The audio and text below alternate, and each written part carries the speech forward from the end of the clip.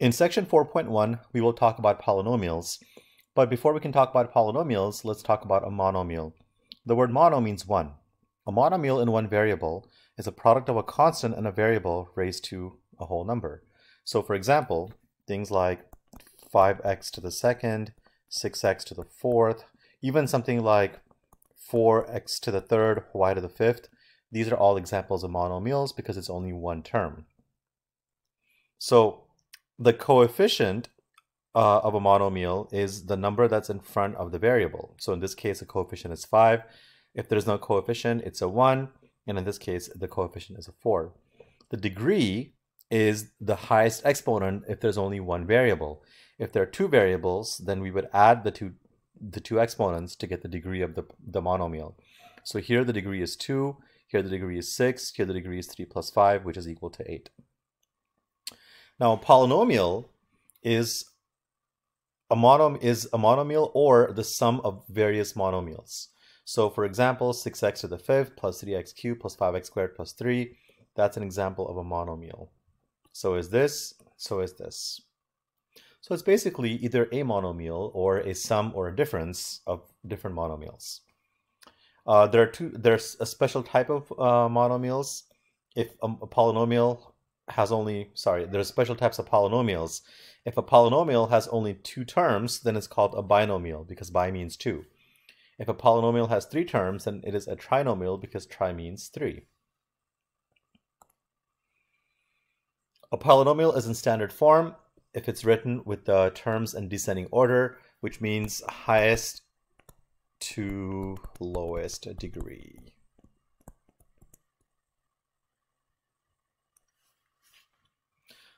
Now the leading term of a polynomial is the term with the highest exponent. So in this case, the leading term would be 6x to the fifth. The degree of the polynomial is the exponent of the leading term. So I'll write these down for the example up here. So 6x to the fifth is the leading term. The exponent of the leading term is 5, so the degree is 5. The leading coefficient is the coefficient of the leading term. So our leading term is 6x to the fifth, which has a coefficient of 6.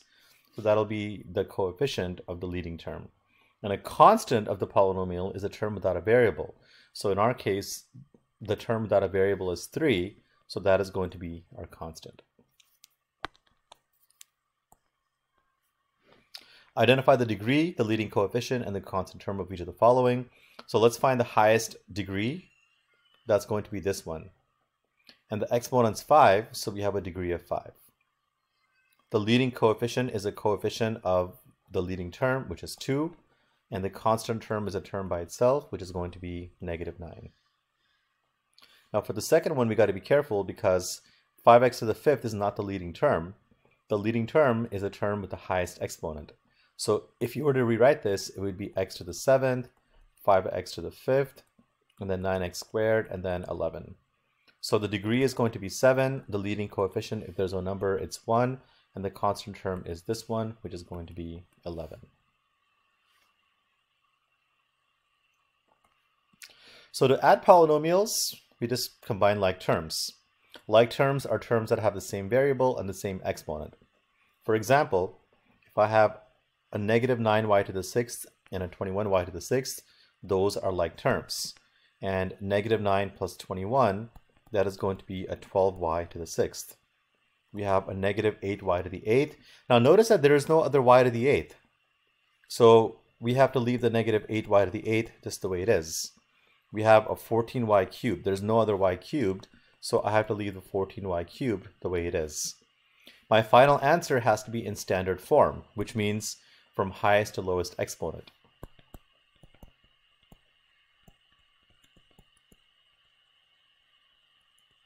So it's going to be -8y to the 8th plus 12y to the 6th plus 14y to the 3rd.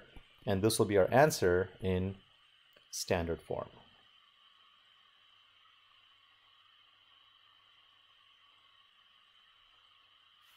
Let's take a look at the next one. We have a 6x cubed and a -4x cubed. If I add those, I get a 2x cubed. Then I have a -4x squared and a -2x squared. If I add those, I get a -6x squared. I have a 5x and a negative 3x. If I add those, I get a 2x. And then I have a negative 18 and a positive 6, which is a negative 12. So all we're doing here is combining like terms. That is it. Now subtraction is a little more complicated. So to subtract a polynomial, we distribute the negative that's in front of the parentheses, and then you rewrite the whole polynomial. So the first parentheses here, it doesn't have a negative in the front, so that's going to be 2x squared minus 7x minus 8. For the second one, the negative distributes, so we have a negative 5x squared. Negative times a negative is a positive 9x. Negative times a negative is a positive 4.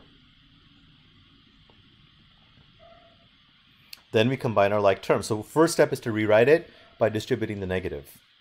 Now if you combine our like terms, we have a 2x squared minus 5x squared. That's going to be a negative 3x squared. Then we have a negative 7x and a 9x. That's a positive 2x. And then we have a negative 8 and a positive 4, which is a negative 4. So first distribute, then rewrite the whole thing, and then combine your like terms. Let's do the next one. We start by distributing the negative to that second parentheses. The first one stays the same. It's a negative 15x and a 6x squared and a negative 11. But when we distribute the negative, it is a negative 10x squared and a negative 3x and a positive 22 and a negative 3x cubed. So you have a negative times a positive is a negative times a positive is a negative times a negative is a positive, and negative times a positive is a negative. So the negative changes all the signs of that second polynomial. Now when we combine our like terms, we want to go from the highest to lowest degree. So the highest degree is a negative 3x cubed. I write that first. Then I have a 6x squared and a negative 10x squared. That's a negative 4x squared. Then I have a negative 15x and a negative 3x, which is a negative 18x. And then I have a negative 11 and a 22, which is going to be a positive 11. So once again, distribute the negative, combine your like terms. Okay, next one, I'm going to rewrite the whole polynomial. So I have a negative 9x squared, and then I have a 6x to the fourth, and then I have a 3x to the third.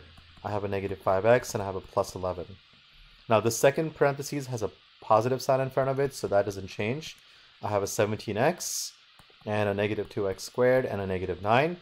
But the third parentheses has a negative in front, which means we have to distribute the negative. So we have a negative times a negative, that's a positive 2x to the fourth. We have a negative times a positive, that's a negative 8x cubed.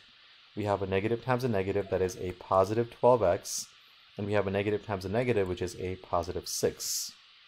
So now we have a lot of terms, but we still have to go from highest to lowest degree. The highest one is a 6x to the fourth and a 2x to the fourth.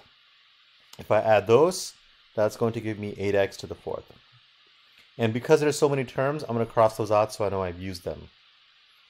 Then I have a 3x cubed and a negative 8x cubed. So 3 minus 8 is negative 5. That is a negative 5x cubed, and I cross those out. Then I have my x squared, so I have a negative 9x squared. Then I have a negative 2x squared, which is going to be a negative 11x squared. And because I've used them, I'm going to cross those out. Then I have a negative 5x and a 17x and a 12x. So now I have negative 5 and 17, that's 12, and 12 plus 12, which is going to be 24x. So because I've used them, I'm going to cross those out. Finally, I have 11 plus 6, which is 17. So unless I've made a mistake, which is very possible, this is my final answer.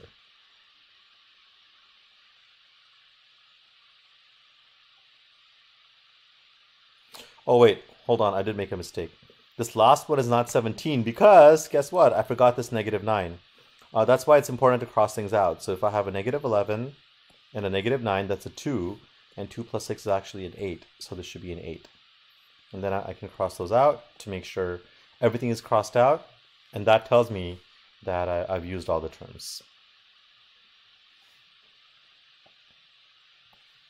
Last one, The revenue generated from an apartment building can be modeled with this expression, where X is the number of apartments rented, and the cost is 270 plus 2010. What is the profit? Now, let's say that you're selling something, and revenue is like how much money you're bringing in. So let's say you sell this thing for $100. Now your cost is, let's say you bought the thing for 60. So your profit is going to be revenue minus cost. It's how much money did you get minus how much money did you spend on it. So the profit is going to be 100 minus 60, which is going to be $40. So profit is going to be revenue minus cost. They even give you what you're supposed to solve. You just have to solve it. So anytime there's a negative in your expression, you're going to rewrite this. So we have a negative 15x squared plus 360x plus 28,000. And then we distribute that negative. So we have a negative 270x and then a negative 1010. Now let's combine our like terms. We have a negative 15x squared. We have a 360 minus 270. Those are our only x values. So you take 360 minus 270, and that'll give you a positive 90x. And then we have a 28,000 minus 1010. So take 28,000, subtract 1010, and that gives you 26,990. And this is your profit function. And that is also your last example.